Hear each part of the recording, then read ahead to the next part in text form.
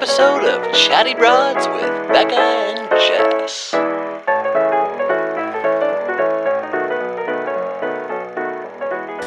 Well, hello, broads. How are you doing? Good morning. On this fine Thursday? How are you? Oh, I'm doing well. Okay, so this is what I realized the other day. What? We were on a roll for a while having podcasts talking about relationships and sex, and we haven't had one for a hot minute. No, what have we been talking about lately? Just The Bachelor, the end of the world. Yeah, just a lot of that. The pandemic and a lot of Bachelor. A lot of psychics. A lot of psychics trying to help us process through the pandemic. It's the mood right now. It's the big mood. We don't have any time for love or sex. It's the end of the world. But it's just so important. And I was thinking the other day, I was like, I realized so many of our guests and so many of my favorite of our guests, later after we have them on the podcast and I'm talking with them, I find out that a lot of them are in open relationships or in non-monogamous relationships. Yeah, we've had a few on that I can think of off the top of my head that we didn't get into on the podcast. Even more like as I'm like seeing via social media, and I'm like, this is something we need to talk about. And you and I have talked a little bit about open in general, but something that we really haven't gotten into is polyamory. And so I'm like, I know we've always been on the surface level of, we brought it up with certain guests and stuff, but have never really gone into it. Never got into it. So I'm like, we need to definitely dive into this. Yes. So we need an expert in the field, which is why we are joined today by Kevin Patterson. Hello. Welcome. It's so good to see you. And I discovered you actually via one of my favorite Instagram accounts. And this person was starting to read your book, Love is Not Colorblind. And nice. I got the book and I just started reading it recently. It's fantastic. I'm like, we have to contact Kevin. I'm glad you like it, for real. Okay, why don't you start out, why don't you tell us a little bit about yourself? Who are you? Where are you located? Your life story in 2 minutes. Go for it. Okay, so I'm originally from North Jersey. I'm a Jersey boy, but I've been living in the Philadelphia area for about 17 years now. I am part of the local polyamory community. My wife and I stumbled into non-monogamy maybe 6 months into our relationship, and once we found ourselves there, we just sort of stayed there. After figuring out sort of what our relationships really wanted to look like, we after finding ourselves in community, after finding out what we wanted our relationships to really look like, I started speaking in academic circles and sex ed circles, and that led me to starting the blog Poly Role Models, which is an interview series for people to express their real experiences with polyamory and how their personal identities impact with their polyamorous lives. And then writing the book Love's Not Colorblind: Race and Representation in Polyamorous and Other Alternative Communities, which is basically a rundown on how polyamory and race intersect on an individual, community, and then organizational level. Wow. And then also I've been writing queer polyamorous superhero novels. Myself and my friend Alana Phelan, who goes online by the name The Polyamorous Librarian. She's super into prose fiction, and I'm super into just random geek shit. So we decided to get together and write some novels, and we're getting ready to release our third one this year. Wow, that's so cool. Okay, do you mind me asking how long ago was it when you and your wife first got together? And what do you mean when you say you stumbled into non-monogamy? So we've been together 18 years, wow. Almost 19. And a few months into our relationship, we are getting ready to go on a road trip to Caribana, a big Caribbean festival that they have up in Toronto every year.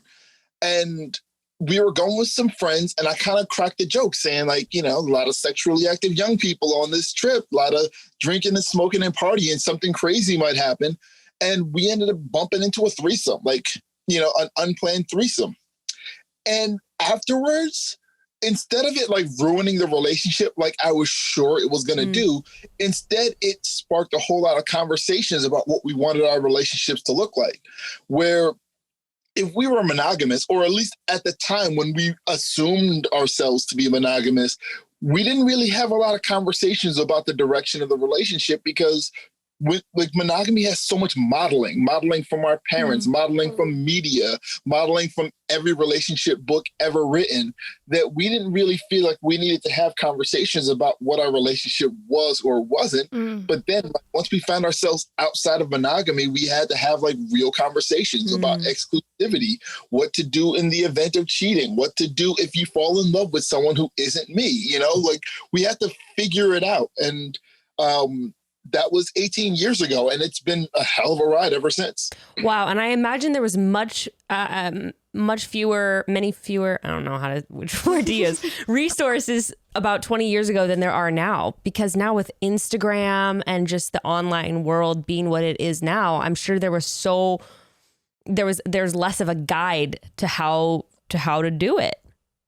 Yeah, and the representation is so slim that like my blog Poly Role Models, and I haven't actually run it as an active interview series in almost a year and a half, and it still ends up being like one of the more inclusive resources for polyamory, simply because most resources just did not exist.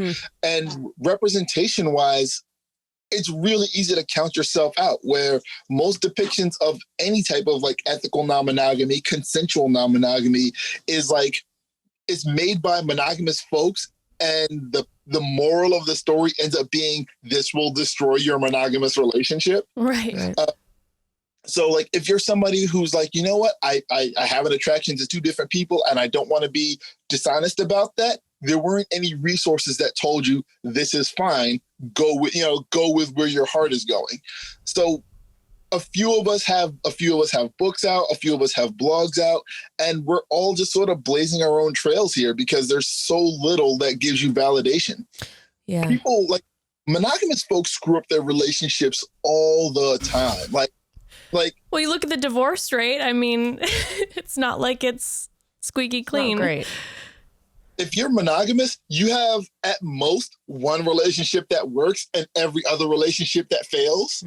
And very few people are like, God, this monogamy thing isn't working for me. I'm just going to stop doing this. Meanwhile, if you're polyamorous, you can have like one bad breakup and think, maybe I shouldn't do this ever again. And we wanted to make sure, at least like with me and others, we wanted to make sure that you could find people who were imperfect, people who didn't have relationships that were all magical and perfect all the time, you know, like successful yet imperfect. Like I've had some really bad breakups and I've had some really incredible relationships, and like the good outweighs the bad every single time, but not everybody's going to get to that point where they see the good for what it is. They're just going to experience the bad and leave forever. Yeah. And what you said about you might have one successful relationship. If you don't ever find that monogamous relationship that works and that lasts a long time, I think a lot of people can find themselves asking, what is wrong with me? Well, you know, what's my problem? Why isn't this working? Why, you know, and also we always get a lot of questions from listeners of like, I'm in a relationship, but I'm attracted to this person. Like, is that fucked up? Is there something, you know? And so I think that so many people feel ashamed for what may be just natural feelings for them. And it's such a shame because what you just described, we normalize that in every other aspect of our lives. No one's ever said, I've got 4 friends, what's wrong with me? You know, no one's ever said, I have 2 or 3 kids and like, I love this one. I love all of my kids for different reasons, but then they don't understand when that's like a romantic thing, you know? Good point. Yeah. I've got so many different partners who I love for so many different reasons, you know, just for who they are and for what they bring out of me. And we're the same way with our friends. We're the same way with our family. We're the same way with the food that we eat, you know, but we treat it like it's this strange and foreign concept when it comes to like romantic and like sexual relationships. And it really doesn't have to be. So where does that stem? Does it stem from Judeo-Christian values, or maybe the sexism and misogyny that comes with certain religions that include, you know, polygamous relationships where it's only one-sided? Where do you think that this sort of shame and fear of non-monogamy stems from? There's a really good book good book about sort of the origins of, and it's called Sex at Dawn by Casilda Jetha and Christopher Ryan. And it breaks down a lot of sort of like the anthropological reasons. And a lot of it comes back to like the advent of agriculture. Like when we were hunters and gatherers, we were hunting and gathering for a clan, and we had to like have like tribalism in group situations. But once we invented agriculture, if I tell this land, this is my land, and I've got to pass this down to my son, that's his land. And next thing you know, you've got daughters who go from the ownership of a father to the ownership of a husband, which is why, you know, we got women taking last names, and everything became territorial and monocentric after that. Interesting. Grant, like I said, there's a whole book about it. I'm giving you like the cliff notes that I remember. But yeah, it's I remember reading about something similar about how the institution of marriage and kind of how we view marriage now stemmed from the agricultural state in the 1800s or whatever that we formed. So yeah, it's all what's it called? It's all individual, and it's all ownership and patriarchy based. Yeah, it's so interesting when you're talking about even just when you're using the example of children. I'm thinking about, you know, obviously I was raised in a home that believes in strict monogamy, and just this concept of, you know, you're not like that, you'll find someone who's going to complete you. And just this idea that I'm like, how can I be completed by one individual? And you're always seeking that out. Obviously, for myself, I'm like, okay, I need to find that in who I am. But as far as trying to find one partner who's going to meet all my needs always, like you're just asking for a problematic situation. Yeah. Like people don't really discuss it because it's taboo and weird to discuss, but like monogamy is not an easy thing. And like, it's not an easy thing, and it's not really a reasonable ask of anybody. Don't get me wrong. I'm not telling anybody that monogamy is invalid or anything like that, but like, we don't really talk about the difficulties therein. Something simple like, I like playing video games. I would love if my wife picked up the controller and played video games with me, but she's not that person.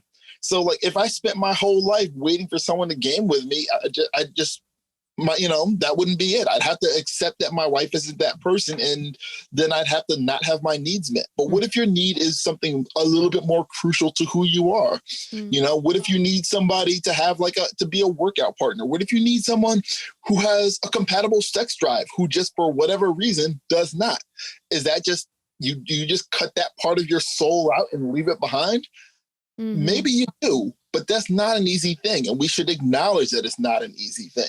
Well, yeah, I think that relationships are tied in so much with this idea of sacrifice, and we hear it a lot. We do Bachelor recaps all the time, and we always hear people talking about on The Bachelor, like, you know, when you get married or whatever, like you give up a part of yourself, and that's like part of what makes it so special. It's like, oh God, you guys are not really selling this whole thing. It doesn't really sound so fun, you know. But I mean, and again, like you were saying, we are both in monogamous relationships as of right now. But this idea of like sacrifice and giving up a part of yourself for this other person is like the root of it, if that's just what you're looking at, is kind of it's not great. I don't know what the purpose of it is.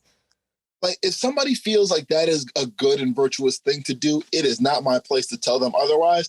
I don't feel like that's a good and virtuous thing for me to do. And like, I think about like where I am in my life right now, where so I've got a master's in education.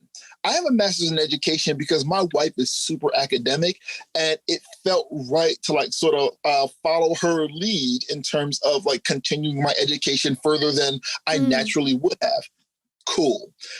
I wrote a book called Love's Not Colorblind. If it wasn't for a partner who was in the same kind of like sex ed spaces, if she didn't say like, hey, Kev, I hear you talking about your polyamory a lot. Maybe you should be speaking in educational spaces. Maybe you should be writing some of this stuff down.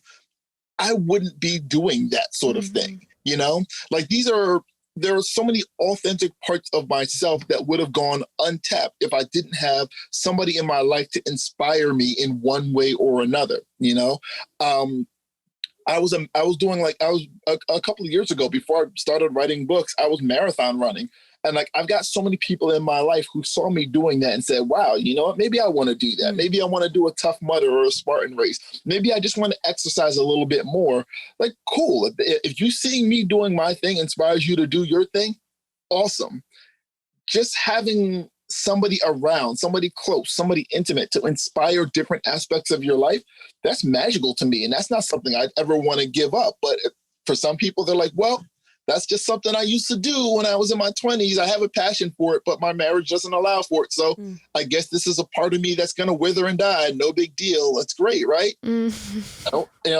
I disagree, but it's not my place to tell somebody else that it doesn't work for them. Sure. Okay, so maybe could you define for us sort of what is polyamory, and like, is polyamory a subset of non-monogamy, and are there other different subsets or the other way around? If you could kind of break all that down for us, that'd be fantastic. Yeah. So polyamory, basically put, is the state of the willingness to, the practice of being in multiple loving relationships with the knowledge and consent of everybody involved. There are some people who do that where it's not really loving relationships. It's more like we're just banging, and like that's swinging, and that's also a valid thing. You know, some people practice polygamy, which is multiple marriages. A lot of that's based in religion and patriarchy. Some of it isn't, but a lot of it is. And like, these are all sort of under the umbrella of consensual non-monogamy, whereas cheating would be non-consensual non-monogamy. And even polyamory can be broken down into different forms. Like, there are people who are practice closed polyamory, where it could be like 3 people together and we're not dating anybody outside of those 3. Okay. You know, it could be open, where we are able to date other people outside of like whatever little barrier we've got set up. Some people practice solo polyamory, in that they're not looking to be specifically partnered. They're not looking to nest with a specific partner, but they are in multiple open and loving relationships. The way I practice is called relationship anarchy.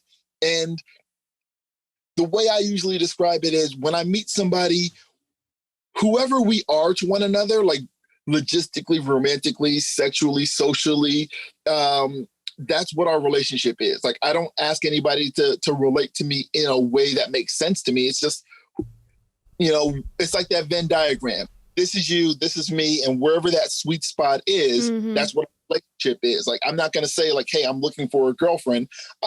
I meet somebody, and if that's where they fit, cool. And if they fit somewhere else, also cool. And is your wife, do people ever have different forms of non-monogamous relationships, like in the same pairing? I don't know if that makes sense. Like, I don't know if you know any couples where one person practices in a different way than maybe their partner does. Yeah. And that happens. And like, and even there are polyamorous people who are in relationships with monogamous people. And sometimes that's just how it rolls. Not everybody's gonna relate the same way, but as long as they're relating to each other in a way that makes sense to them, as long as they're relating to each other and they're on the same page, then it's all valid. You sort of customize it as you go. That's really interesting. That is interesting. When your wife and you started to practice, what was it like? I'm assuming you're going to be dealing with a stigma by people thinking like, oh, it's cheating. It's, you know, I was telling Bekah earlier, I ended up my husband and I got into a conversation with my mother yesterday. It was more of a fight, but that's what it is. And we were trying to explain to her ethical non-monogamy. And, you know, she was very much just like, can't understand it. It's wrong because it's, you know, what was it like dealing with that? And that's the funny thing about it. It's like I was saying before, like, if you've got different friends in your life and you got like that friend you go to the party with, or that friend that you go to, like, you know, to the winery with, and you love them both, but for different reasons, you already understand how polyamory works. But for us, when we first got into it, like, we weren't aware of resources. We weren't aware of communities. We weren't aware of like conferences or anything like that. So we were just sort of getting in where we could fit in, where a lot of my first partners were just sort of monogamous people in holding patterns where it's like, all right, well, I can't, like there's people who they weren't currently in a relationship and they could get a good relationship out of me until they found the one, you know?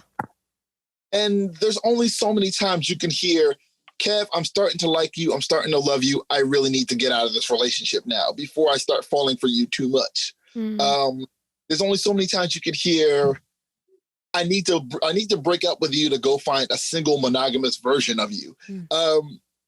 So after that, like once we started finding community, once we started like learning the terms and like meeting people who were actively non-monogamous, we stopped dating monogamous people, and all that stigma and weirdness, all of that went away. Like I met somebody and I met this woman and she had 4 or 5 partners, 2 grad school majors, 2 jobs, and she was super busy. But like, I ended up going to a party of hers with my wife, and I'm hanging out with her boyfriend, like the guy she like actively lived with, and he was like, "Look, I really like the dynamic the two of you have. She's so busy. She's always super stressed, but she comes home from dates with you feeling super chill, super relaxed. I rarely ever see her that way. I like what you two have going on." And then he like gives me a hug, and I'm like, you know what? This is what I want now. Wow. I want to be able to interact with my partner's partners. I want to be able to interact with like I want to be able to have a barbecue and have my people there and my wife people and so on and so forth, with all of us understanding what's going on, all of us being chill about it. And that's what like at that point I was like, I'm not dating any monogamous people ever again. Like I'm not gonna like just get in where I fit in. I want relationships where where the people determining it are the 2 people in it, and not like a structure, not a society, just us. Yeah. So life can get chaotic. There's no doubt about that. Between juggling work and home life, plus kiddos, if you have any, wouldn't it be so nice if there was just one thing on your to-do list that was easy to do from your own computer, even convenient, getting delivered right to your front door, saved you money on things you would be buying anyways? Well, broads, let's talk about Thrive Market. Let's talk about it. Thrive Market's an online membership-based market, and they're on a mission to make healthy living easy and affordable for everyone. I love Thrive Market. If you've never checked them out before, I seriously suggest going to their site because they have so much to offer, from wholesome food and snacks to home and beauty products. I love getting clean beauty products from Thrive. Safe supplements, plus ethical meat, sustainable seafood, clean wine, and so much more. And after I started my Thrive Market membership, I honestly hardly ever find myself making grocery store runs, which, let's be honest, no one really loves doing in the first place, much less right now. And on top of not wanting to go to the grocery store, I was actually shocked by the amount of money you save as a member on high quality, clean products that I would sometimes honestly avoid getting, but I'd want from other grocery stores, but they were expensive. And now through Thrive Market, I can purchase them. I will never get over the price difference with these well-known brands that you can get through Thrive. It blows my mind. And I won't lie, I spend most of my time on Thrive Market browsing the snack section, which I would say is for my daughter, but let's be real, I am eating all of those Justin's dark chocolate peanut butter cups myself. If you're a snack lover like me, Thrive Market definitely has you covered there. Plus, if you have a family member with specific dietary restrictions or allergies, shopping has never been easier. You can easily shop by more than 70 different diets and values like gluten-free, vegan, fair trade, and so many others. They really make it so easy. Yeah, and also I love that they have carbon neutral shipping from their zero waste warehouse. It's a big deal. So go to thrivemarket.com/chatty, and when you join today, you'll get a free gift of your choosing up to $22 in value. That's THRIVE market.com/chatty, and you'll get to start your risk-free membership and get a free gift today. thrivemarket.com/chatty. Was there a moment where you had to like come out to your family or friends about your relationship? Yeah, like our friends mostly knew, because like after that first, I mean, I'm a cis dude, and at the time I was identifying as straight. So once that first threesome happened, I told all my homeboys, you know, and so they already knew. And their take was, this is going to ruin this relationship, but I hope you know what you're doing, Kev. 18 years later, they realized that I knew what I was doing. But at some point, I started getting in relationships that it felt disingenuous to hide. I started loving people who it felt it was dishonest for me to pass people off as a friend, you know? This is a friend of mine. This is a friend of the family. Like, no, this is my girlfriend who I love. This is my girlfriend who my kids hang out with. So we had to come out because it was dishonest to not do so. And once we did that, like, my wife's family was all like, all right, well, as long as it's something you can both do, as long as you're not ruining my grandbabies, as long as you two are adults and you're both happy, fine. My family, not so much. My family, they were far more conservative about it than I anticipated. And it's been sort of strained ever since. But my life is good, and like, my relationships are super happy right now. So if my family's not happy for me being happy, then I can just take a walk from them and find my my life fulfillment elsewhere. Yeah. Right. And I would imagine you'd be like with your family, like, well, it's been 18 years. So things are working out. It hasn't just been 1 year here. Like, it's been a while.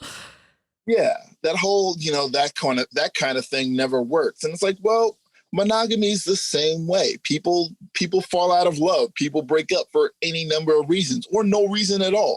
And nobody ever says like that monogamy thing doesn't work. They only say that about that the one polyamorous person that they know. Like, oh, well, that person didn't die married to the person they were polyamorous with. That kind of thing never works. Like, that's not how life works. Yeah, I think you can make a pretty negative case study gathering up all the, monogamous relationships, and how they end, over the course of 50 years. It's not like there's a really high percentage rate of success. And what is success? I think this is one great thing about polyamory or non-monogamy is that I always see, like, on social media and stuff, people idolizing relationships when they last 40, 50, 60 years, like that it's an accomplishment in and of itself to stay with the same person for decades at a time, even if you're not happy with that person. And I always find that really interesting that we're always like, wow, these people have been together for 60 years, instead of actually dissecting what kind of quality what quality of life have these people shared with each other? Has there been like a high quality of their relationship throughout those 50 years? Right. Yeah. And meanwhile, like, I've had relationships where I was with somebody, we were in love, we provided lots of value to one another. And then at some point it just didn't work anymore. And we went on to be friends, or we went on to just do other things with our lives. That's valuable as well. Like, there's no lack of success in being in a relationship, finding an incompatibility, and then parting amicably if possible, Yeah, I agree. It's not like I regret some of my relationships that have ended just because they didn't keep going. No, not at all. In fact, I think that most people could definitively say, like, was that maybe relationship end tough? Sure, but I learned this through it, and they helped me with this, and that was good for that time in my life. And like you were saying, when it comes to people idolizing length, even if they're not happy of a marriage, that's like when we were having this conversation with my mom yesterday, that it was like, God bless her, but I was looking at her kind of like, Mom, like, you've had a few failed marriages. Like, I'm not saying that this is something for you, but can we talk about how, you're very definitive about, like, this could not work, this is not. And I'm like, well, the track record isn't great in my family. So it's not like, we have this, let me tell you about this. She hasn't had a marriage, for instance, that has lasted 18 years. Yeah. And and nobody really needs to. Nobody should be held to that kind of standard. Like, it's not a reasonable ask, if for no other reason, because people grow apart. People change. I'm not the same person that I was with my wife 18 years ago. Like, our relationship now looks so different than it did so long ago. We're just totally different people.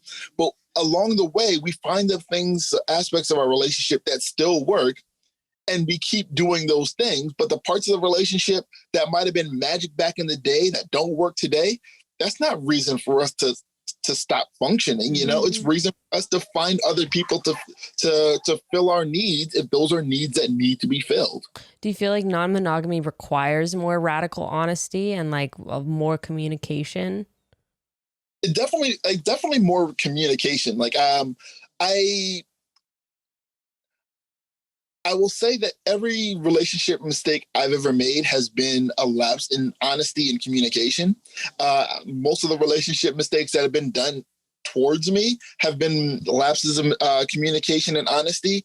But just having to keep so many balls in the air, juggling so many balls in the air, it requires being really honest about what's going on. It requires talking all the time, where a relationship that might seem great, you know, someone might just say like, hey, Kev, I've got a concern. Can we talk about it? And now we're talking. Like, the common misconception about polyamory is that it's like a sex fest or something like that, when really a lot of us are too tired from communicating and processing all the time to actually get it in, you know? I was wondering about this. How do you juggle time for multiple partners? Like, just on a practical level, I feel sometimes, especially having kids, how do I make time enough for myself and my interests and my career and my partner, much less involving, you know, other partnerships? How do you juggle that? Google Calendar is I mean, the shared calendars function on Google Calendar is so crucial.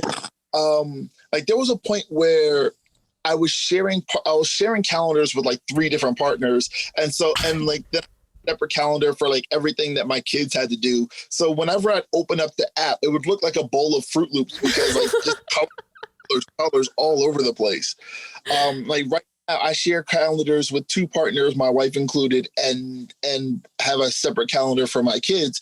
And just keeping things lined up is really useful. Like, modern problems require modern solutions.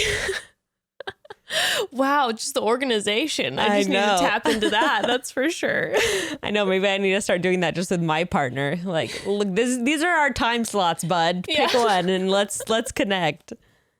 And that's something I say all the time, where like monogamy is valid, polyamory is valid, but we can all learn stuff from one another. Yeah.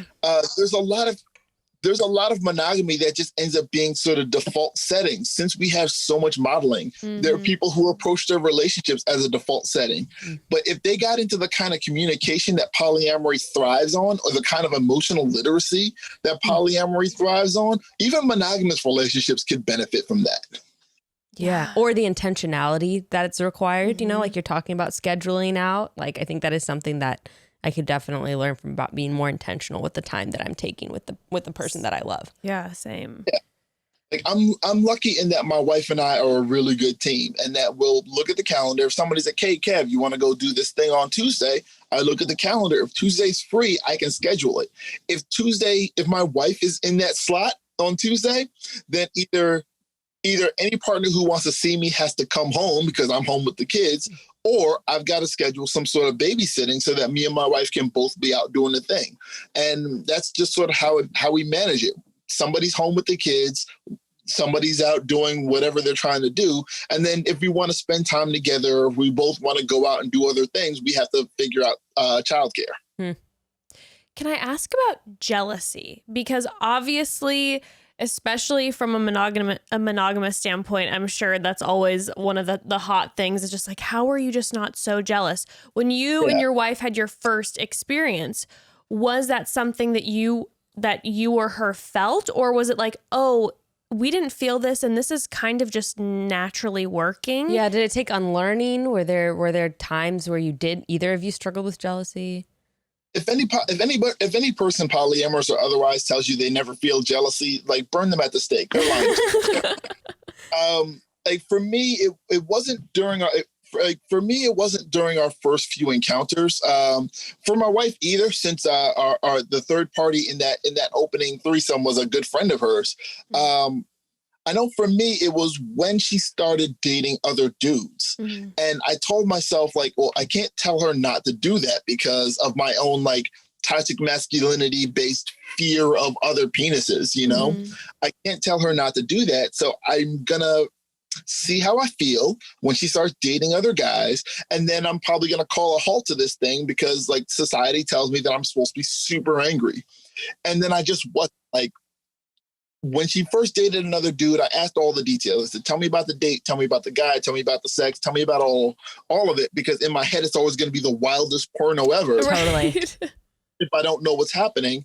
And all I could really come up with at the end of her telling me about it was, I'm glad she had a good time and I'm glad she's home. Mm. And I was like, well, if me raging out is not a natural reaction to me, what other parts of masculinity, what other parts of mononormativity are fake, you know? So for me, there was some unlearning after the fact. But the thing about it is, like, jealousy is a natural human reaction. It's not about not feeling jealousy. It's about figuring out what you want to do with that, having the emotional literacy to not have it affect your behaviors. Sorry, I'm having trouble hearing. So, like, when I felt jealous of my wife, or realistically any partner, I had to, like, stop and figure out how much of that is in my head, how much of that is a real concern. Am I scared that she's going to leave me? Am I scared that, like, you know, that she doesn't love me anymore? How much of that is real? How much of that is fake? And then I don't want to restrict my partner's autonomy. I don't want to control them. But maybe there's something in our relationship that's missing that we should talk about. Maybe the thing that they're doing with this other partner that's making me feel away, maybe that's something I want her to do with me as well, you know? And figuring that out and then processing that and then having even mannered conversations about it has been really useful. Like, there are just times where, like, my wife's like, hey, I see you having so much fun with this other person. I want to have fun with you in that same way. Yes. Or I want to have fun, maybe with you, maybe with someone else, but I see the fun you're having and it's making me feel away. And instead of telling you stop having fun, let's you and I go have fun. Yeah. And that requires you to grow so much in your self-awareness and, you know, examine and analyze what you're feeling and what your reactions are. Mm-hmm. Yeah. Really seriously, because, like, that's, like I said, it's not really a reasonable ask to tell somebody stop doing these things. Like, if you respect your partner's individuality, if you respect your partner's autonomy, then, like, instead of trying to say, like, stop doing this thing, just figure out why you feel this way. Like, start asking yourself deeper questions. I know for me, I had, like, a mantra early on where I just tell myself, this isn't about me. If my partner is going out and I feel a way about it, it's not about me. She's not trying to hurt me. She's not trying to make me jealous. If I feel jealous, that's something going on inside of here and not something that she's actively doing. So instead of punishing her, figure out what's going on with me and then, like, bring it to her attention in a way that's productive and not in a way that's accusatory, you know? Yeah. I've actually been struggling with this. You're really hitting home for me. Well, you're chills. I've been struggling with this just with the friendship of my partners. He's always hanging out doing business stuff with these guys. They're always having fun, always spending time, always coming up with new cool ideas. And when he ever gets home, I've been realizing lately that I feel so much resentment and, like, jealousy. And I do have this, like, urge to punish him and be like, stop hanging out with Kyle. That's, like, in my initial reaction. And then I was just thinking about it the other night, being like, why am I upset about him coming home in a good mood? Why am I, like, upset about him being psyched to hang out with other people that aren't me? And it doesn't have anything to, obviously this is not a romantic relationship, but I'm still feeling these same kind of feelings of jealousy. And what it's stemming from is, one, my insecurity about, does he think that I'm fun? And two, resentment about, like, I don't have a space to have fun like he does, which isn't his problem. It's my, it's my issue that I have to sort through. Yeah. And, like, maybe there's a place to compromise between how much he goes out and how much he spends time. But, like, but you don't get to that place of compromise if you're yelling and screaming and saying, stop spending time with Kyle. Right. I hate Kyle. Right. Yeah, no, not productive. Oh my God, no, it's so true. I was like, I have chills when you were talking, Kevin, because just like you're saying, Bekah, it's so, if anyone's listening to this and they're like, non-monogamy is not for me, whatever, there's so much to take away from what you're talking about. Like, it doesn't matter what type of relationship you're in. And I love what you were saying about how we can glean from other versions of different relationships instead of just being like, that one doesn't work for me, so I don't want to hear anything about it. It's like, no, like that's so impactful and important, and just the intentionality of communication and focusing on what's going on with me versus just always pushing that on a partner. I know. I got so mad at Gray the other day because he was talking about, he was going into a little, in my opinion, too much detail about a past relationship. And I got so angry and butthurt and, was on the verge of tears.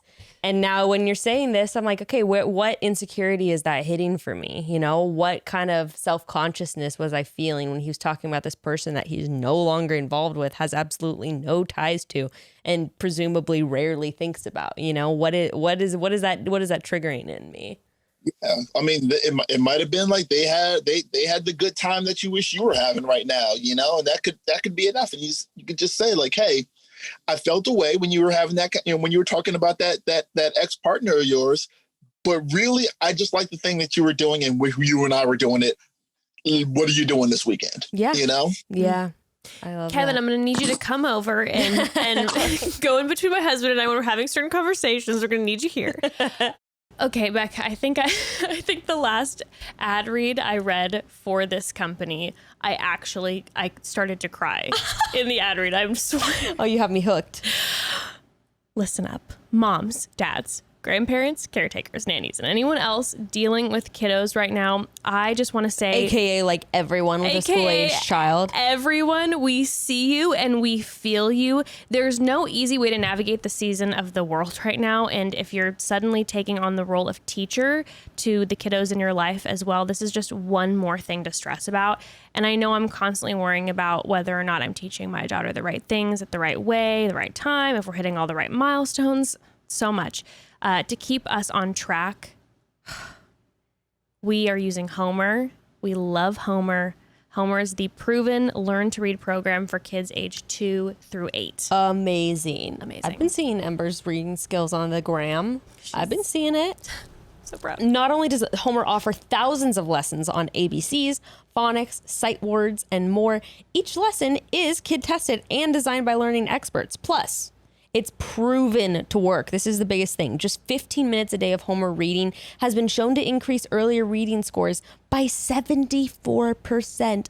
Hello, that's huge. All parents want what's best for their children, of course. But this year, it just all looks different. But Homer's a great way to keep all kids learning and growing in a fun and engaging way so you can make the best of a less than ideal situation. And if you have more than one kiddo at home this school year, first of all, bless you. But second, Homer has you covered. One Homer subscription includes 4 customizable profiles that progress based on each child's specific interests and passions so that they can keep learning in the way that works best for them.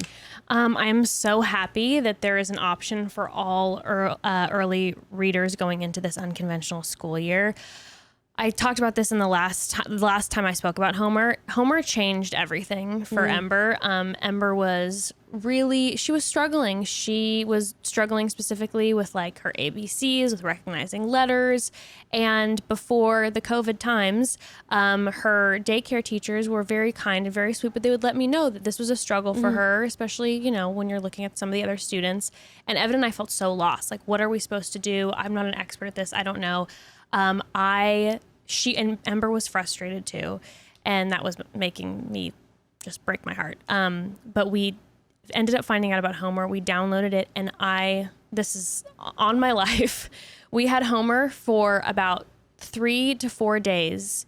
She went back to school the next week, and when I picked her up, her teachers were like, "What happened?" Wow. They couldn't even believe it, and they continued to say this like weeks and weeks after. They're like, the change in Ember and her ability, and Ember loved Homer so much, and she just got it all of a sudden. Things that we'd been working with her on, that she couldn't understand. She got Speaking it. her She loves language. it. Oh, and it's just makes a mother's heart just so warm to see Ember confidently doing all this stuff. Well, if that doesn't sell Homer, I don't know what I will. mean, and I'll just say this. You truly have to download Homer and let your kiddos try it out just to see how incredible it is. I can't even really explain it. It's just the best. Well, I'll just continue weeping over here in the corner. go check it out, broads. You just have to visit learnwithhomer.com/chatty. You're going to get a free 60-day trial that may change your life, may or may not.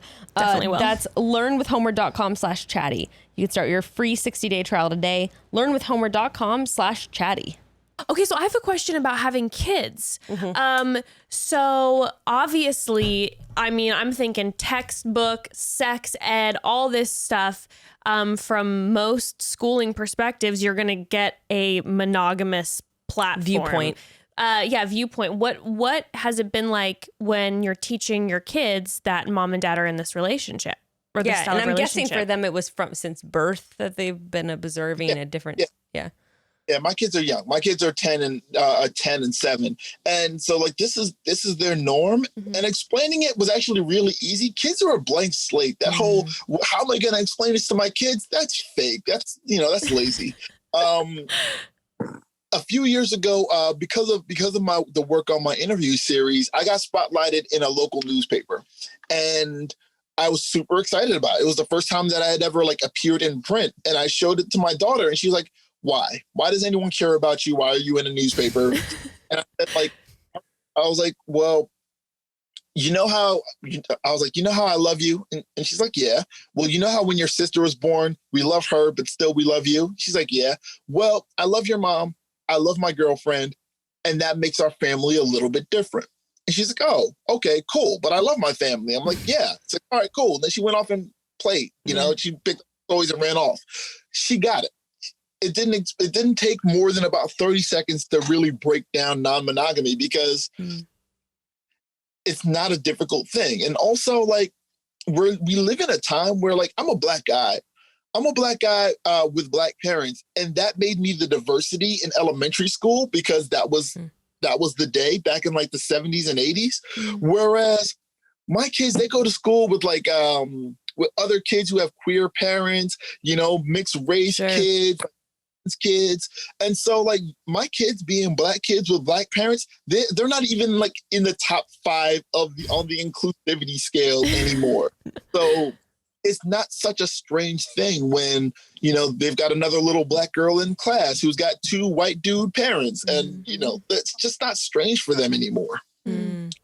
Their life just different than mine did. Yeah. And any of ours, I'm assuming, and that's the great thing about things moving forward and things changing. I have questions about when we're talking about the ethics of non-monogamy, because we were chatting before we started recording and how some of our encounters with non-monogamous people have not been great. And maybe the kind of what people think of, what they assume when they think about non-monogamy. I was sharing with Jess how, when I was 18, my friend was in a quote polyamorous relationship. My first encounter with this kind of relationship was some guy reaching and putting his arm around me and putting his hand on my boob while we were watching a movie. It was obviously a non-consensual encounter, and I don't think that is representative of the non-monogamous community. But we were kind of chatting about how sometimes people automatically think of this sort of like predatory trope of people always seeking out a threesome or whatever. And maybe you could chat a little bit about that. Yeah, I mean, like people suck, just sort of in general, like our natural state of being, and like people will use whatever angle they can to continue. Like my wife and I are involved in our local kink community. Her a lot more than I am, and there are people who will straight up use kink as an excuse for abuse.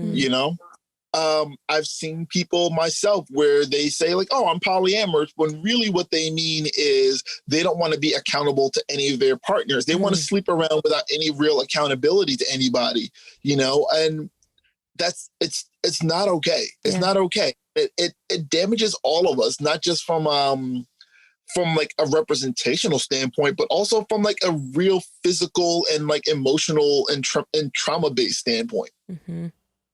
Yeah. Like I wish there were. I wish I could say that the ills of the monocentric world did not find themselves in the non-monogamous world, but they do. They do. And like a lot of communities have to work really hard to keep abusers out, have to work really hard to keep people with like consent violations out and so on, you know? And not all of us, and real talk, not all of us, even people who really value this stuff are going to get it perfect. Every one of us is going to be the bad guy in somebody's story, you know? So you've got to kind of figure out like who's doing work to do right and who's doing work to do right by community standards, who's doing work to do right by the people in their lives, and who is just sort of disregarding boundaries or disregarding consent or disregarding, you know, ethics in general. Which, like you're saying, is an issue. And like there are bad people everywhere. There are people everywhere who are going to try to take advantage of other people and abuse power. And with the book that I wrote, Love's Not Colorblind, like I talk about how racism and white supremacy impact polyamorous communities, but realistically, like it's not Love's Not Colorblind is not a polyamory book. It's a sociology book that uses polyamory as its basis, where everything that I talk about, othering, fetishization, like white supremacy, white feminism, this is all things that just exist. I'm just talking about how they impact polyamory. You can read that book and figure out how they impact kink or swinging or blues dancing, if that's your thing, or hiking communities or your local Dungeons and Dragons group, you know, because like all these things play out pretty similarly, like across the board. How did you start writing this book, and how did you decide that this was something that you needed to make or that, you know, the world needed to hear? When did you write it also? So I wrote it throughout 2017, and I was like, I felt like when I found the local community, I felt like I was like a token Black guy from my local polyamory community for like a year or two, where I'd go to events because I wanted to engage in polyamory. I wanted to like be parts of communities, but I couldn't ignore the fact that like I was one of very few Black people in the local Philadelphia area, which is a very Black city. I'd find myself being like, it'd be like me and my wife and like one other Black dude also named Kevin, who I'd see at these events. I couldn't be quiet about it. A friend of mine, Rebecca Hiles, who goes online by the name The Frisky Fairy, was like, Kev, you talk about this all the time. Maybe you should be speaking in educational spaces. And so I started doing that. And it really resonated with folks, where I'd go to like sex ed conferences and find myself being the only person speaking about polyamory, or I'd go to polyamory conferences and be the only person speaking about race. So like it just sort of, it was a topic. It was a topic that's idea had come, and I was just sort of at the forefront, like unknowingly, unwittingly, just ended up being the guy. At some point, it was suggested that I write a book about this workshop that I had been doing around the country, and that's where Love's Not Colorblind came up. When you were writing the book, were there like specific experiences that, you know, aside from necessarily you walking in and being potentially the only Black person in that group, like were there experiences that you were having where you were hearing from, you know, the few other Black people in the community? Were you hearing that? Was that circulating around? Yeah. I mean, because we would locally, we would speak to one another. But more globally, when I started speaking in educational spaces, I'd get head nods from the other people of color, the other Black folks in the crowd, where I talk about a time where I got fetishized, and there'd be somebody in the back who's like, oh my God, yeah, that happened to me too. And then like someone else would be like, yo, it happened to me, but this is how it happened. And then there'd be a white person in the crowd who would say, oh my God, I did that to somebody. And I didn't realize how terrible that was, you know? The first few times I did my race and polyamory workshop, there were tears because there were white folks who had harmed people of color in these really specific ways without realizing that that's what they had been doing the whole time. So once once I got it in my head that my experiences weren't exclusive to me, that's when I started reaching out and getting other people's stories for the book. Like when you read the book, it's full of my stories, but it's full of other people's stories about being fetishized or marginalized in some way, some other time when someone else was the token Black person at an event. So just having that sort of validation, knowing that my experiences were more universal than I had initially thought, it made for really great anecdotal evidence. But then, there's also a lot of like academic evidence that goes into that book as well. Sure. Was this a healing experience for you to write this book and sort of be joined together with other people? No. A lot of the stories that I put into that book and a lot of the stories that I put into the workshops that I do are really personal and really hurtful, especially when I remember that, like, for every instance of racism that I remember and talk about, there's probably a dozen that I forgot. There are parts of Love's Not Colorblind that I actually cannot read anymore because, like, since the book's writing or since the book's release, somebody harmed me in a way that I had already described a year or two ago in this book. So, like, it's not a hard read for anybody but me. Like, for me, like, I actually can't go back and read it because some of that stuff is really hurtful. But for everybody else, actually, it's actually a fun ride, and I don't mind that at all. Well, it's awesome that you can provide that for other people, and to feel like they're heard and seen because of your experiences. Did that feel scary to share some of these personal experiences with the world? It felt like me being me. I'm definitely a laugh to keep from crying kind of person. So, like, talking about my experiences is how I get through a lot of it. Like, I don't always feel better about it, but seeing people get value out of that stuff is really useful to me as well. Alana Phelan, the one who I write the For Hire books with, she's like, yeah, I go to Kevin's race and polyamory workshop every time he gives it, even though I've heard it like a dozen times before. And it's like, yay, Kevin's got a new story to tell. Oh no, Kevin's got a new story to tell. Because, like, when you make it a point to discuss racism and systemic oppression, you never stop running out of content. If I was to rewrite Love's Not Colorblind today, I could change every reference in that book to something that's happened in the last 3 years since I wrote it the first time, because that's what systemic oppression does. Like, it never stops providing. Something that, just like I said, I'm about halfway through your book right now, that kind of hit me like a ton of bricks reading it, is that I think there's this assumption, right? As a white woman, I'm like, oh, so a community like polyamory, it's like you said, even though it's been around for centuries, it's like, it's modern, it's open, it's accepting, it's inclusive by nature. Inclusive by nature, of course.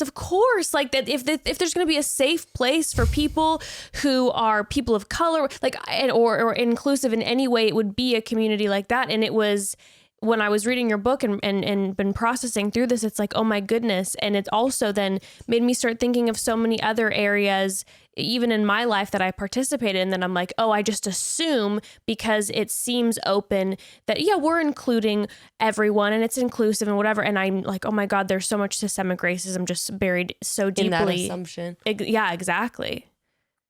Yeah. And I mean, that's just sort of, it's what life looks like. Especially like if we're in American society, there's so many times where you think like, this is fantastic, and you see that it's like racially inclusive, and then someone will say something completely transphobic and nobody around will challenge it, and it's like, oh, okay, this place is racially okay, but it's transphobic as fuck. What do we do now? Just because all of those negative influences that we just have, like, there's no way to keep them out in polyamory. I'm old enough to remember smoking sections in restaurants and airplanes. That smoke's going to get into the non-smoking section whether you want it to or not. And if someone described that as like having a peen and non-peen section of the pool, Doesn't really. Sorry? Someone described that as like having a peen and a non-peen section of the pool. It doesn't really work. It's not very effective. Did you encounter like defensiveness or people that felt like personally attacked by the work that you've done with the book in the non-monogamous community? Have you encountered any resistance within the community? Yeah, almost exclusively from cisgender heterosexual white men. Sure. Almost exclusively. Mm-hmm. When you have a society that caters to cisgender heterosexual white men, anything that doesn't cater to white men feels like oppression to them. Like, I'd point out, like, hey, you're disproportionately represented in politics and real estate and education and lawmaking and this and that and that, and but also I want a black space for my polyamorous people. They get really upset that they weren't represented disproportionately in that thing as well. Anytime you don't center anybody who has any amount of social capital, they're gonna feel that backlash. Sure, because it's gonna feel like a threat of power. Yeah, exactly. Or like their power being threatened. And it's not always the easiest conversation to have with people, but like also I don't feel like I always have to have that conversation with people. Like, I don't always feel like I need to explain to every white guy who has a chip on his shoulder. Like, I don't feel like I need to break it down and educate every single one. Like, I actually get paid to educate people on a regular basis.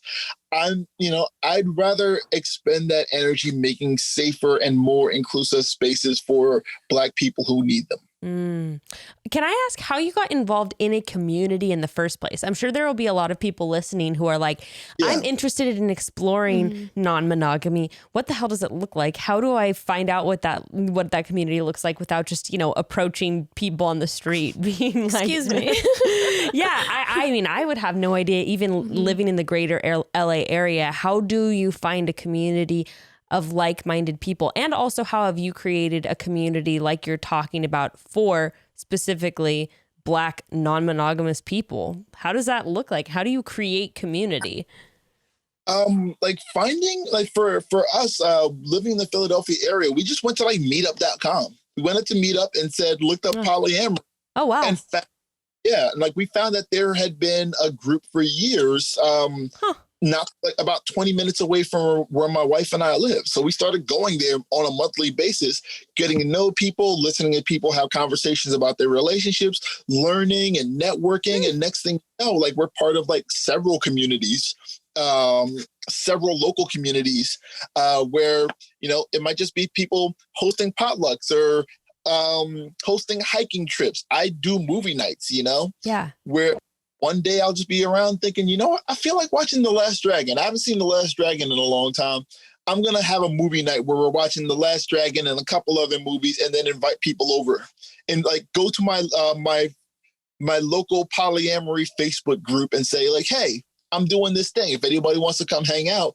And now I've got 30, 40 people in my house watching and networking, And that's also really cool to hear, because I think maybe people not involved in a community like that, the automatic assumption might be if I'm going to a polyamorous meetup, is this going to look like a, giant orgy? That might sound ignorant, but I feel like a lot of people, that might be the automatic assumption. I don't know if I'm ready to get into a sex party with 30 people, but hanging out, watching a movie, having conversations with people sounds great and very approachable.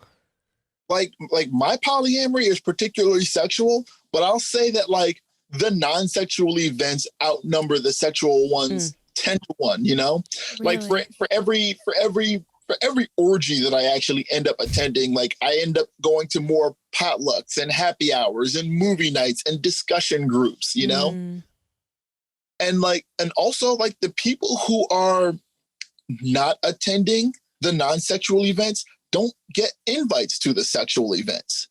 You've got to find yourself in a community. You've got to mark yourself as safe to people in communities, because unsafe people are prevalent, So just being able to be vetted, going somewhere where people know you, establish trust. Establish, a rapport. And then when there's a sexy event, maybe you get the invite then. Oh, that's very interesting. Yeah. And then how are you? Also, I think that's just a great model to anybody. I think so many of us lack community, lack having a space where we can invite over like 15 or 20 people to watch a movie. How many people? I don't know very many people who have that form of community in their life. Mm-hmm. I think that's pretty incredible. And like it's not as difficult as it sounds. Like a lot of it is just picking an activity that you want to do and inviting people to do it. Where my local community hadn't had any Black exclusive or POC exclusive events in its history. Wow. And then that Spike Lee movie, that Spike Lee show came out. She's Gotta Have It. Yeah. And I was like, what? I'm gonna invite all the local POC Polyamorous to come over to my house and watch this. And we had about 20 or 30 people. A couple of relationships started that day, but we just hung out, ate food, watched TV, laughed, joked, talked shit. And that was enough, you know? Wow. Like hell, rest in peace, Chadwick Boseman.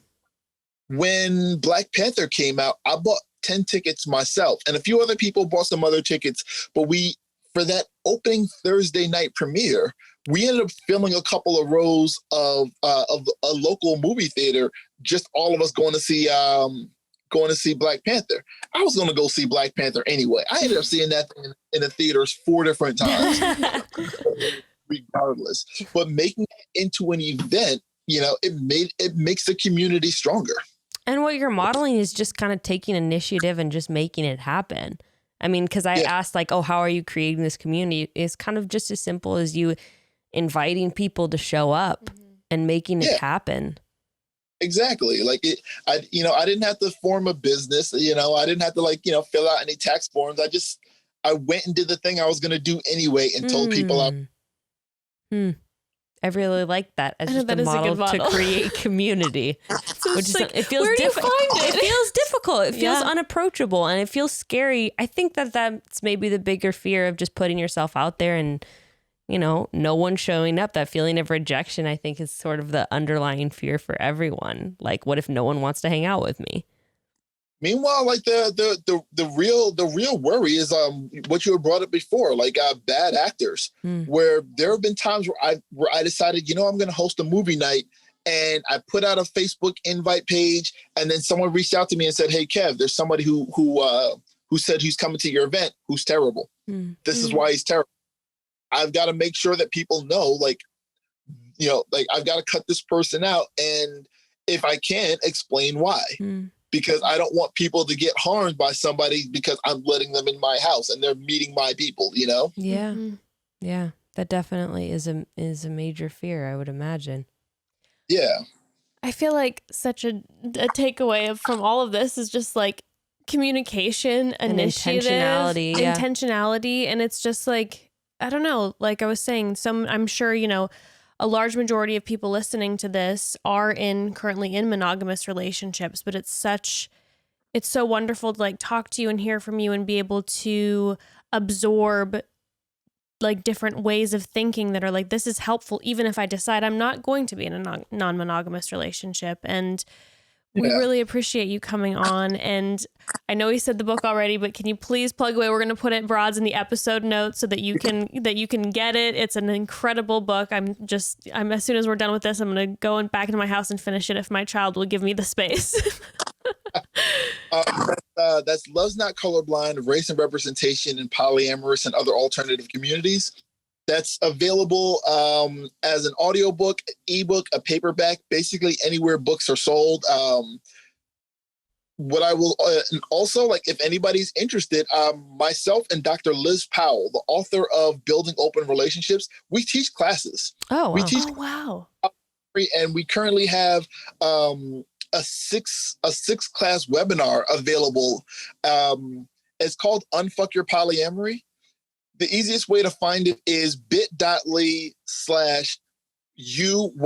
polyam. We'll put this in the episode notes for sure. Yeah. Then unfuck your polyamory. So is that would that be a good starter point for people exploring non-monogamy, or is this more for people who already have established non-monogamous relationships? I'd say both, but it's definitely great It's definitely great for starters in that the very first class in the series is a 101 class, but we also have classes about consent and boundaries, about different types of power dynamics, about metamors. Metamor being your partner's partner, and like how you interact with your partner's other people, or how you choose not to interact with your partner's other people. I was going to ask about how are boundaries established and how do you, I mean, I'm sure that your class probably answers this, but I've always been curious because I know some people who have different types of non-monogamous relationships with very hard set boundaries. I know someone who has they have an open relationship where they have rules about how many times you can see this person, whether or not the other person knows about, and all that sort of thing that are established. And did that take a long time for you and your wife to figure out what the boundaries were and how your relationships were going to look like? The funny thing is, like, we had a lot more like rules and boundaries and stuff in place when we first started because we didn't really know what we were doing. Yeah. And I'm not trying to like make a value judgment but in a lot of cases, people put up rules and boundaries because they're trying to put a box around their insecurities without actually confronting it.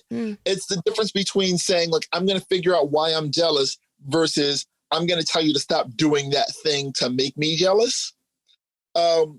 But right now, like, my wife and I, the only really rules we have in place is, be safe and respectful and like, don't be an asshole.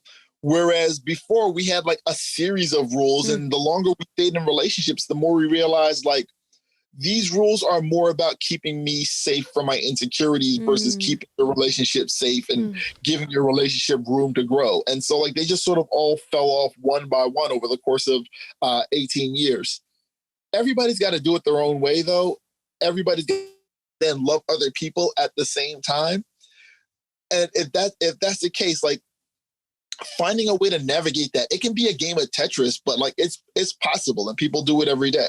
Well, and I'm sure what you're talking about of the rules falling off over time, that sort of seems like a more natural progression of working through maybe those insecurities or those things in a box like you were talking about that you don't want to have to work through. And I imagine that that's, sort of a natural thing to be like, okay, now I'm going to overcome this insecurity or this kind of thing slowly so that it's not all at once, because that might be why some relationships do dissolve, because maybe it might be too much to try to overcome within oneself at once.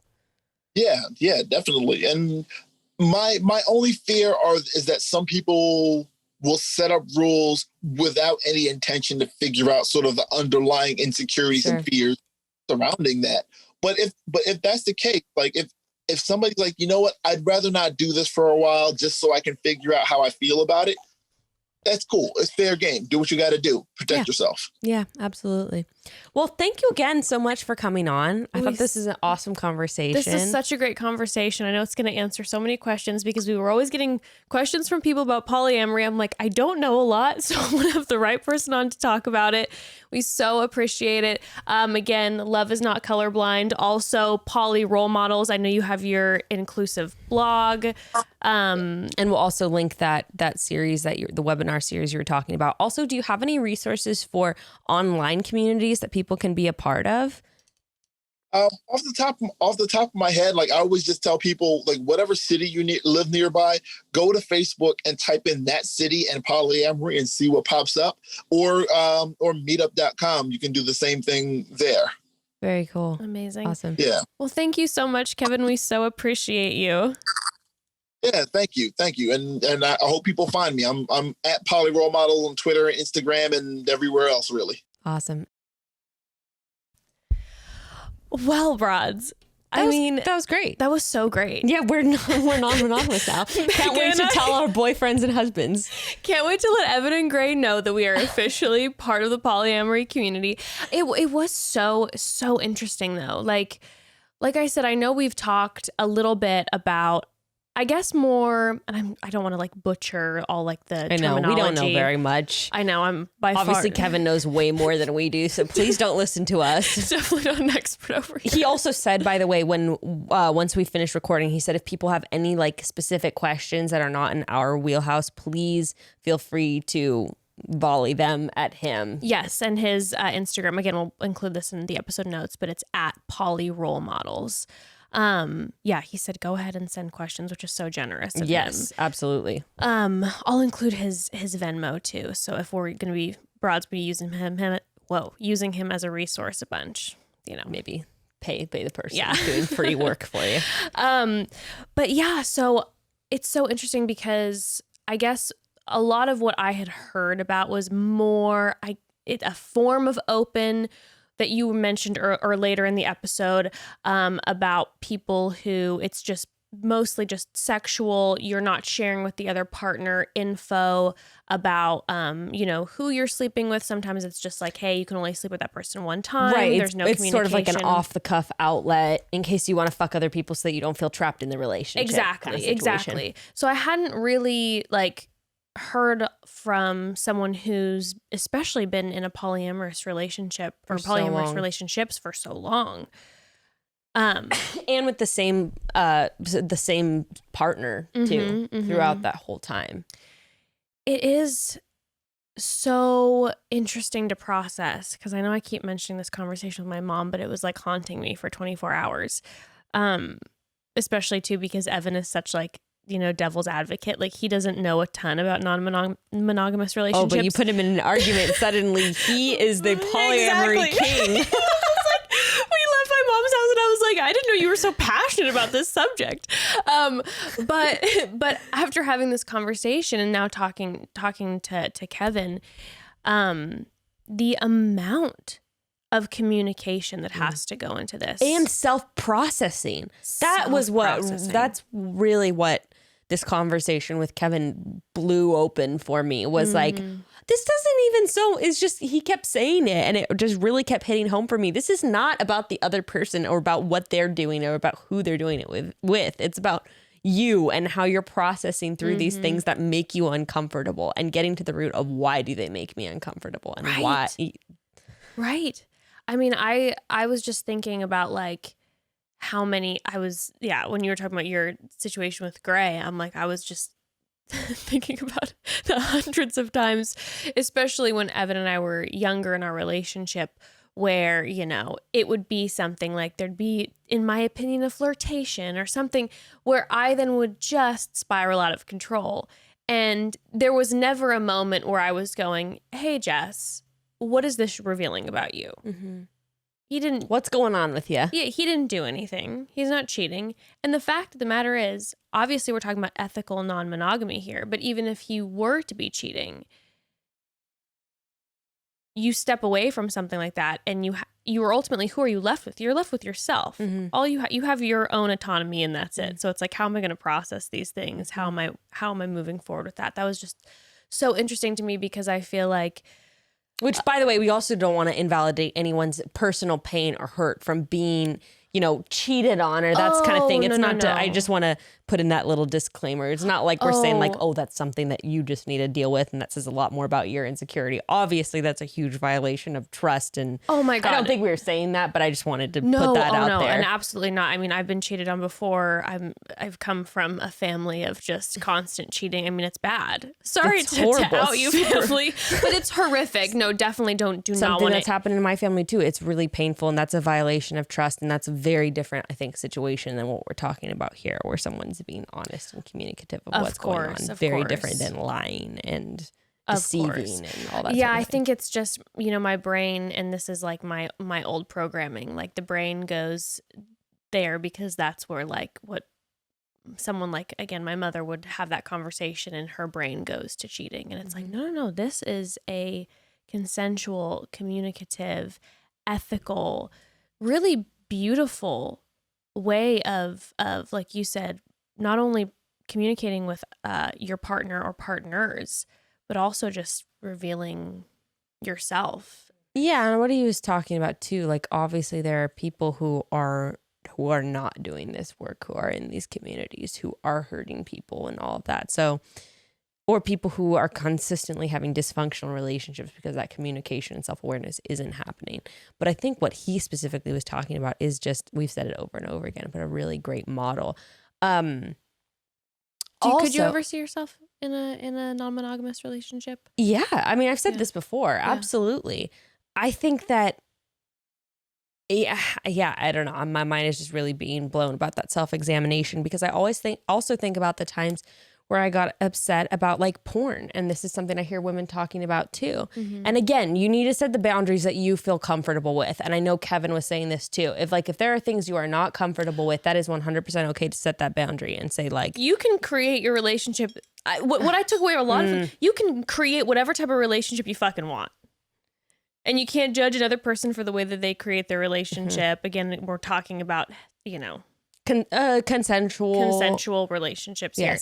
But yeah, this is not, by no means is this, one size fits all. You should do right, this or kind being of like, thing. all of us in monogamy fucking suck. Right. We're all stupid and our relationships aren't, Right. aren't. I love how he kept saying it's valid. It's valid. And you can do so much self-work and examination in a monogamous relationship. Well, so what I was thinking about the porn is like the times where I have been really upset for whatever reason, because it's so interesting. I have totally ebbed and flowed in the same relationship and in other relationships of sometimes feeling really angry about like my partner watching porn or really hurt or whatever. And then other times totally whatever about it.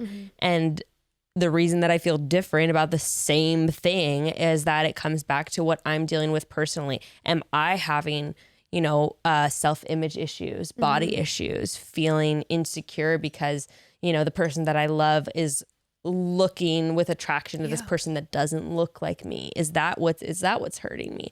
Is it hurting me because, like Kevin was saying, I want to have fun with the person that I love in the way that, maybe they're viewing somebody in porn having fun, and that makes me hurt because I want to engage with him in the same way or whatever.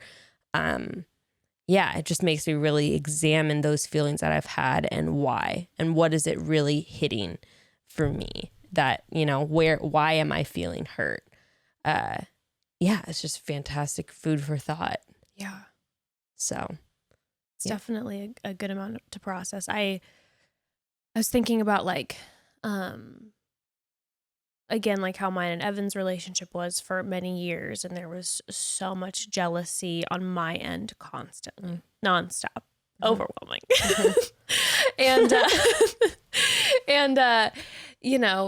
It's not anything that there was no validation for my jealousy. There was nothing happening. It was, again, I'm coming from, a home where there had been so much cheating in the family. And so I had these assumptions that whoever I'm with is automatically going to cheat with me. And then I'd been cheated on in a previous relationship. And it was just kind of like, I'm just gearing up for what's going to happen.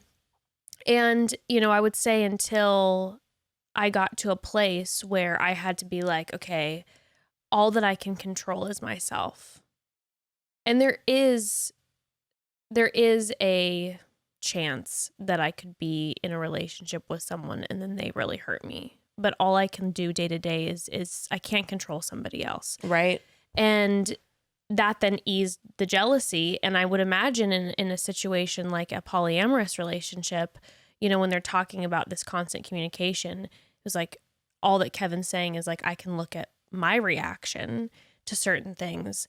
And, then with Evan and my relationship, as soon as I started to look just purely at myself and process that in a lot of our dynamic, we got to a place where I'm like, okay, now I've seen that I have needs, where, and I've talked about this a little bit before on the podcast, but like, I'm like, I need to know that I can go out and that I can flirt with people and that Evan's going to be okay with that. And we've communicated that in the relationship, and to just even have that freedom. And I know I've talked to friends of mine who the reaction is just like, well, you're going down a dark spiral, and there's a lot of opinions and it's just flirting and there's already those opinions. So I can't imagine, what some people in the non-monogamy community have to deal with constant judgments. But just having that freedom has created a lot of safe space, weird safety in our relationship. That was surprising to me because, and it wasn't even something that Evan was like, Evan wasn't like, I need this, and he, even though he wasn't the one that needed it, feels a safety that wasn't there. Yeah, don't because I know. think there's not like this boogeyman of like what's gonna happen lurking in the shadows. Like if this kind of what Kevin was talking about too, like, am I afraid she's gonna leave me? She's gonna find someone she likes better than me? Is our relationship gonna dissolve? I think those are all fears that we have in the back of our heads, regardless of what our relationships look like. But being able to even like test that and see like, oh, like my wife is sleeping with other people and she still loves me and wants to be with me. I would imagine that there's actually like a extra level of security and sort of like having those experiences under your belt, you know? Totally. We have been in a relationship with other people, and guess what? This is still the person that I want to share my bed with and share my home with and share my life with. And that's I think that's actually really special and sort of creates a sacredness of the relationship that maybe you don't see in other scenarios. And I've never really thought about it that way. Yeah. And I know I personally have had I'm by nature a very judgmental person. I judge. am. It's what we do. I mean, I am. And it's so, I find it hilarious on social media and stuff where people are like, you claim to not judge people. And I'm like, I'm pretty sure I've never said I don't judge people. Like, that's never come out of my mouth before. If it has, well, I was lying, because my nature is to judge hard immediately upon meeting people, judge everything that I see in front of me. And I do believe it's human nature to judge. Oh my God. Because in some scenarios it keeps us safe. You know, we have to make snap judgments about who people are so that we can set boundaries so that we protect ourselves. But regardless, I feel like I've made a lot of judgments about people who are non-monogamous and made assumptions about what their relationships look like and make assumptions about, you know, stuff that even people were saying on a post about sex toys of like, oh, well, clearly your partner isn't enough for you. So, like, I guess your relationship isn't good enough because you got to go looking. Sorry to hear about that. You got to go looking for, what would my mom say? Margarine elsewhere because you're not getting enough butter at home, you know, like, yeah. But yeah, I've made those assumptions before. And so it really... having this conversation has really reminded me of like, you don't know what people are you know, doing in their personal life, and you can't make assumptions about what people's relationships are like, and they might be even more secure, much more secure than mine is, you know? Yeah. So No, that's beautiful. And I think, I feel like the takeaway from this is that all relationships are valid. And I think it's really important to learn and grow from all different forms of all different relationships. Like, I feel like every year I get older, the more I'm just like, bitch, you better not stop learning and growing, because you don't know shit, bitch. Asked me a couple years ago what I would have thought about certain things, and I'd be like, I have a drastically different opinion. So yeah, I think that's maturity is like, yeah, I think hopefully the older you get, the more you realize you don't know. But yeah. So anyways, I thought that was a really great conversation. Hope you all enjoyed Kevin. Again, you can reach out if you have any questions for him, which was very generous of him. yes. And we'll chat soon, broads. Chat soon.